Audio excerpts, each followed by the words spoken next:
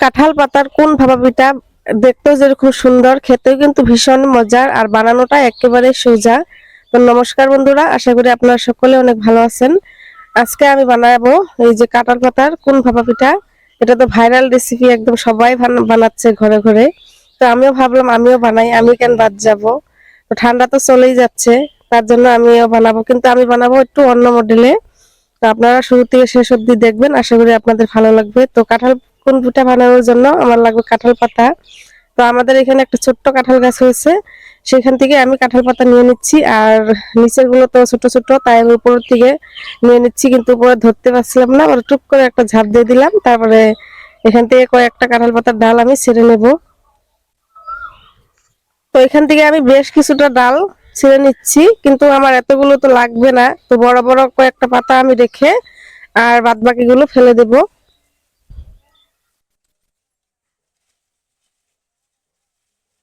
এখানে ছোট আছে, তার জন্য আমি দুই তিনটা ডাল ভেঙে নিচ্ছি। তো এই কটা ডাল নিয়ে নিলাম। এবার আমি পাতাগুলোকে ভালো করে ধুয়ে পরিষ্কার করে নেব, যেগুলো অল্প বড় বড়। তো দেখুন, পাতাগুলোকে বেছে ভালো করে ধুয়ে নিয়ে চলে আসলাম রান্নার কাছে। এদিকে উনুনটা ধরে নিয়েছি, এবার আমি কড়াটা বসিয়ে দিচ্ছি, দিয়ে পিঠার ভিতরে যে পুরটা বানাবো সেটা আগে রেডি করে নিচ্ছি। তো কড়ার মধ্যে দিয়ে দিচ্ছি প্রথমে আমি গুড়। তো আপনারা চাইলে এখানে চিনি দিয়েও করতে পারেন, তবে গুড় দিয়ে করলে পুরের কালারটা কিন্তু সুন্দর, দারুণ লাগবে দেখতে। তার জন্য আমি গুড় দিয়ে করছি। তো আগে থেকে এখানে একটা নারকেল কুড়ে নিয়েছিলাম, সেটাও দিয়ে দিলাম। একসাথে দিয়ে ভালো করে এবার নেড়ে নিচ্ছি। আপনারা চাইলে এখন এখানে বাদামও দিতে পারেন। তো এদিকে পুরটা রেডি হতে থাক, ততক্ষণে আমি এদিকে পিঠা বানানোর জন্য ব্যাটারটা রেডি করি। তো এখানে আমি চালের গুঁড়ো ভিজিয়ে, চালের গুঁড়ো না সরি, চালটাকে ভিজিয়ে রেখেছিলাম। আর এখানে আমি অল্প নুন দিয়ে দিলাম সামান্য পরিমাণে, দিয়ে এবার আমি গরম জল দিয়ে একটা ডো বানিয়ে নিচ্ছি। তবে আমি এটাকে ছাকবো না, এভাবে করে অল্প নরম নরম করে ডো বানিয়ে নেব। তো গরম জলটা দিয়ে যখন অল্প ঠান্ডা হয়ে গেছে, তখন আমি এভাবে করে ভালো করে একদম মেখে নিতে হবে। খুব বেশি ঘনও না, একদম খুব বেশি পাতলাও না, এভাবে করে একটা ডো বানিয়ে নিচ্ছি। আপনারা চাইলে এটা ঠান্ডা জল দিয়েও করতে পারেন। তো আমার এটা রেডি হয়ে গেছে ডোটা, আর এদিকে পুরটাও আমার রেডি হয়ে গেছে। এবার পুরটাকে নামিয়ে নিচ্ছি, নামিয়ে একটা সাইডে রেখে দিচ্ছি। আর এদিকে দেখুন, একটা ডেস্কের মধ্যে আমি অল্প মাটি মাখিয়ে তারপরে আমি উপরে দিয়ে দিচ্ছি জল, নিচে দিয়ে দিচ্ছি জল, আর উপরে খের দিয়ে দিচ্ছি। খেরটাকে আগের থেকে আমি ভালো করে ধুয়ে নিয়েছি। এবার আমি ভাপাতে ভাপাতে দিয়েছি ওগুলো, ততক্ষণ আমি পিঠাগুলো রেডি করে নেই। তো দেখুন, পাতাটাকে এভাবে করে ধরে একটা কোণের মতো শেপ দিয়ে দিতে হবে, এভাবে করে। আর এদিকে আমি এই যে আহ নারকেল গাছের যে হয়, ঝাড়ু হয়, সেই ঝাড়ুর কাঠি নিয়েছি আমি। আপনারা চাইলে এখানে টুথপিক দিয়েও করতে পারেন, তবে আমার কাছে নেই, তার জন্য আমি এটা নিলাম। আর যার কাছে আছে টুথপিক দিয়েও করতে পারেন, আর যার কাছে নেই আমার মতন করে নিতে পারেন। আর বাড়তি যে অংশটা ছিল পাতার, সেই অংশটা কেচি দিয়ে কেটে নিলাম। এবার আমি অল্প করে ডো নিয়ে এটা ভিতরে ভালো করে চারিপাশে লাগিয়ে দিব।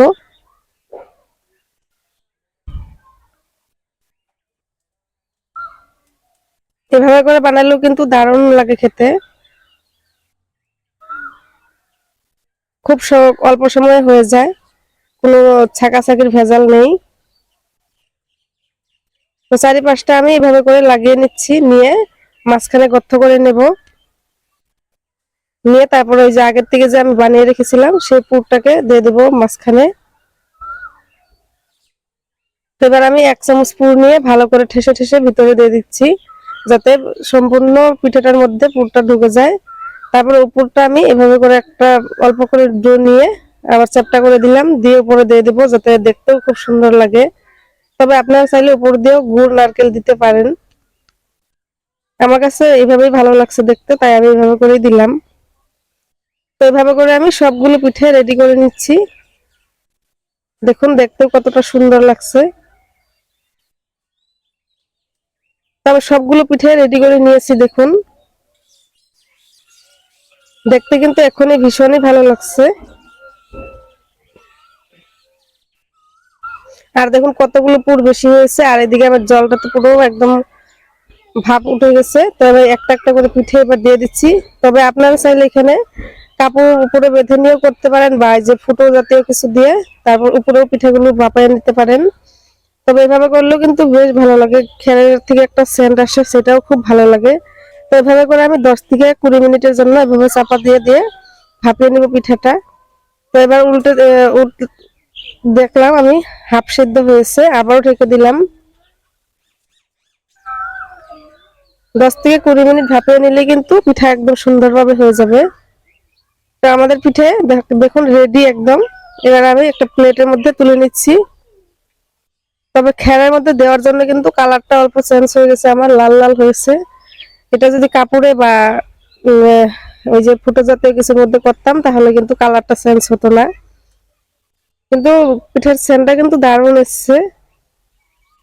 আর এবার আমি দেখুন খুলে নিচ্ছি। কাঠিটা প্রথমে খুলে নিলাম, আর পাতাটা দেখুন কি সুন্দর একা একাই চলে আসছে উঠে, এত সুন্দর দেখুন,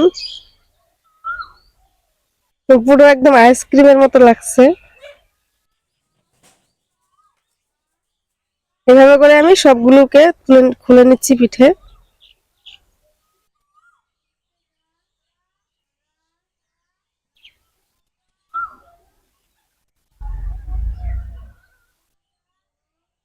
পিঠাগুলো কিন্তু এখনো গরম আছে, তবু কি সুন্দর উঠে এসছে। আর এই যে দেখুন সবগুলো পিঠে খুলে নিলাম আমি। এবার আমি আপনাদেরকে একটা ভেঙে দেখাচ্ছি যে কতটা নরম তুলতুলে হয়েছে পিঠাগুলো। আর ভিতরে পুরটা দেখুন কতটা সুন্দর লাগছে দেখতে, একদম পুরো পুরটা ছড়িয়ে গেছে ভিতরে। এবার আমরা খাওয়া দাওয়া করব, বাচ্চাদেরকে নিয়ে বসে পড়লাম।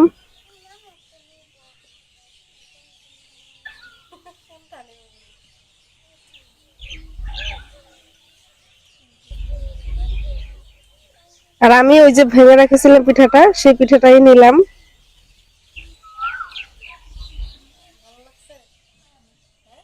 তো আপনাদের কাছে যদি ভালো লাগে তাহলে আপনারা ভেবে করে বানিয়ে নিতে পারেন, খেতে কিন্তু বেশ দারুণ লাগছে, একদম নরম।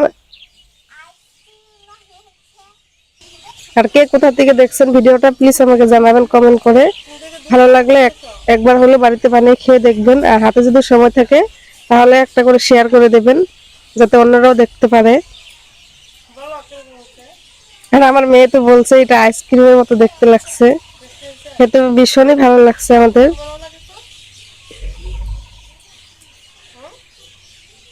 আর ও তো লজ্জাই পাচ্ছে, কিছু বলছেই না।